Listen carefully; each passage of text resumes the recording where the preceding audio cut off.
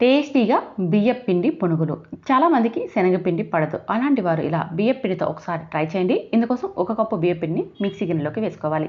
అలాగే 1 కప్పు ఆలు ముక్కల్ని ఉడికించినవి వేసుకోవాలి. అలాగే 4 పచ్చిమిర్చి ముక్కలు, హాఫ్ ఇంచ్ అల్లంని వేసి ఒకసారి గ్రైండ్ చేసుకున్నాక ఇప్పుడు ఇందులోకి 2 స్పూన్స్ బొంబాయి రవ్వని వేసి కొద్దిగా నీళ్ళని వేసుకొని చూడండి పిండిని ఈ జారుగా గ్రైండ్ చేసుకోవాలి.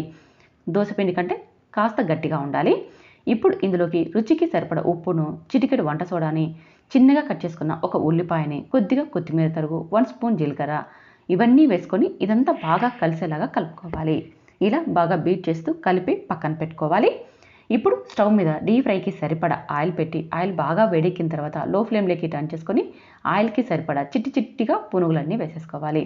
ఇలా వేసేసుకొని మంటని హై ఫ్లేమ్లోకి మీడియం ఫ్లేమ్లోకి అడ్జస్ట్ చేసుకుంటూ గోల్డెన్ కలర్ వచ్చేదాకా కాల్చి తీసుకోవాలి. అంతే, సింపుల్ అండ్ టేస్టీ పునుగులు రెడీ. నచ్చితే లైక్ చేయండి, షేర్ చేయండి.